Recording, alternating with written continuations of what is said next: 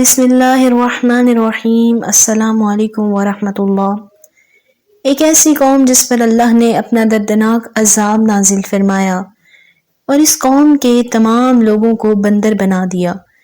اس قوم کے لوگ کون سا ایسا گناہ کیا کرتے تھے جس کی وجہ سے اللہ نے ان کو دردناک عذاب میں مبتلا فرما دیا، اور یہ لوگ بندر بننے کے بعد کتنی دیر زندہ رہے اور پھر ان کو کس قدر دردناک موت آئی۔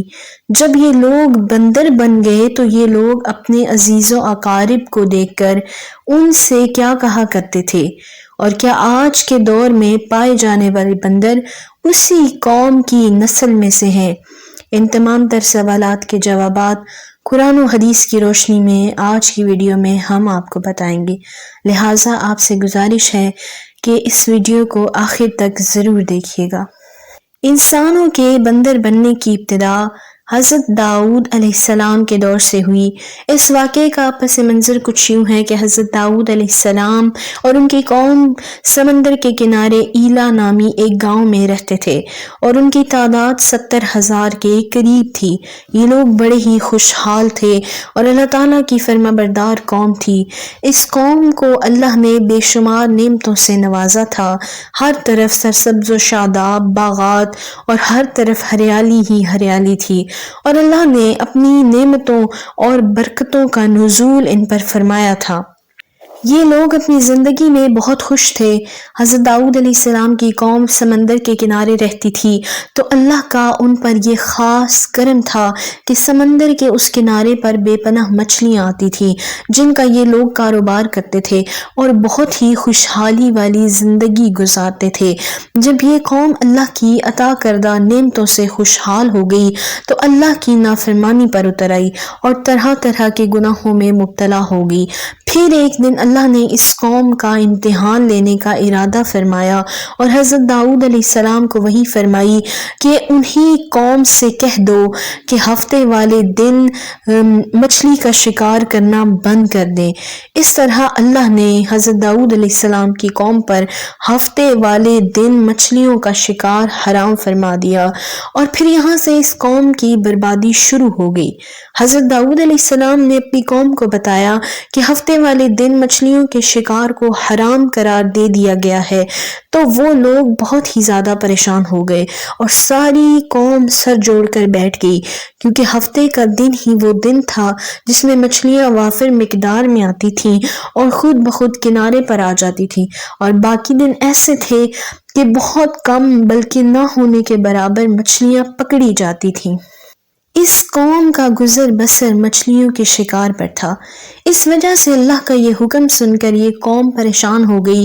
یہ نہیں جانتے تھے کہ یہ اللہ کی طرف سے ایک آزمائش ہے اور بہت بڑی آزمائش ہے۔ پھر ایک دن شیطان نے ان کو وسوسہ دلایا کہ سمندر سے نالیاں نکال کر خشکی میں بڑے بڑے حوض بنا لیے جائیں۔ جب ہفتے والے دن مچھلیاں آئیں گی تو ان نالیوں سے ہو کر بڑے بڑے حوضوں میں آ جائیں گی، اور اس طرح ان نالیوں کا منہ بند کر دیا جائے گا، اور اگلے دن یعنی اتوار والے دن ان کو پکڑ لیا جائے گا۔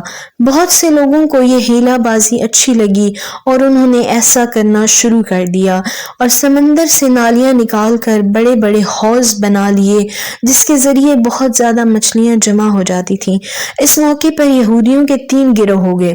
کچھ لوگ ایسے تھے جو اس شیطانی ہیلے سے منع کیا کرتے تھے اور اس طرح کرنے سے باز رہے، اور کچھ اس کو دل میں برا جان کر نہ کیا کرتے تھے اور دوسروں کو منع بھی نہیں کرتے تھے، بلکہ یہ لوگ منع کرنے والوں سے کہا کرتے تھے کہ تم لوگ ایسی قوم کو نصیحت کرتے ہو جس کو اللہ عنقریب ہلاک کرنے والا ہے اور ان پر اپنا دردناک عذاب نازل فرمانے والا ہے۔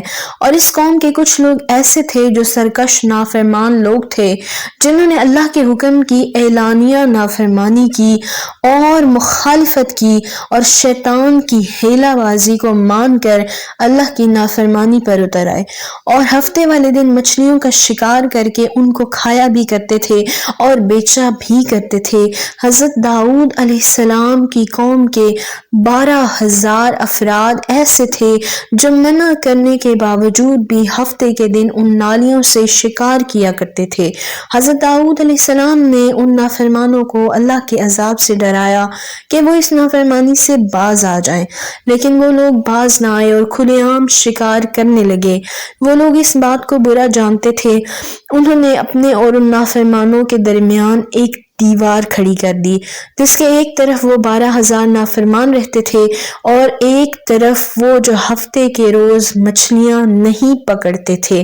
حضرت داؤد علیہ السلام نے اپنی قوم کے ان نافرمانوں کو بہت سمجھایا، لیکن وہ لوگ اپنی نافرمانی پر قائم رہے اور اسی طرح وہ نافرمانی کرتے رہے اور شکار کرتے رہے۔ پھر ایک دن حضرت داؤد علیہ السلام نے غضبناک ہو کر ان نافرمانوں پر لعنت فرما دی۔ اس کا اثر یہ ہوا کہ ایک دن خطا کاروں میں سے کوئی بھی شخص اپنے گھر سے باہر نہ نکلا۔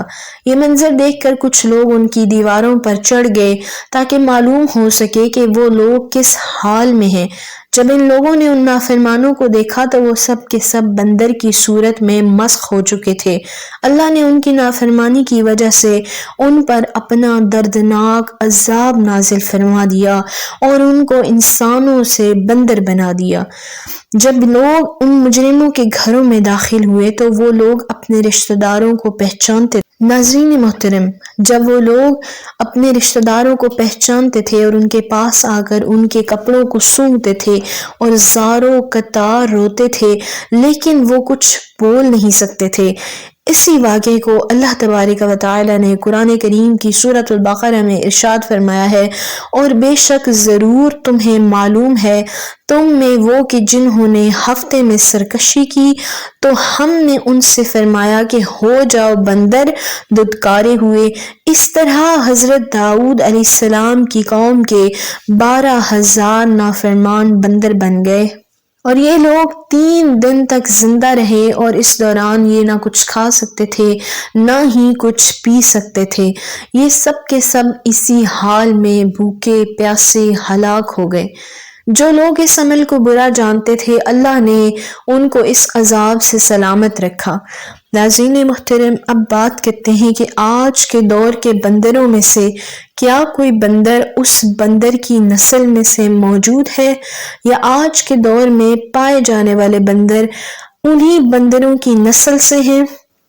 اس کے متعلق روایات میں آتا ہے کہ حضرت عبداللہ بن مسعود رضی اللہ تعالی عنہ سے روایت ہے کہ رسول اللہ صلی اللہ تعالی علیہ وآلہ وسلم نے فرمایا، اور آپ سے سوال کیا گیا کہ آج کے بندر کیا حضرت داؤد علیہ السلام کی قوم سے ہیں؟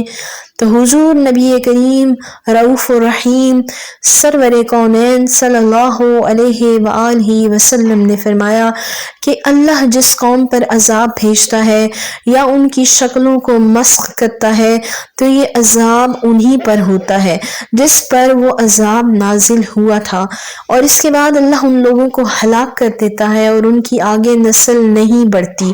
اس لیے یہ بات بالکل غلط ہے کہ کچھ لوگ یہ کہتے ہیں کہ آج کے بندروں میں ان مسخ شدہ بندروں کی نسل موجود ہے۔ وہ لوگ بس 3 دن زندہ رہے اور اس کے بعد اللہ تعالی نے ان سب کو ہلاک کر دیا اور ان کا نام و نشان اس صفحہ ہستی سے مٹا دیا گیا۔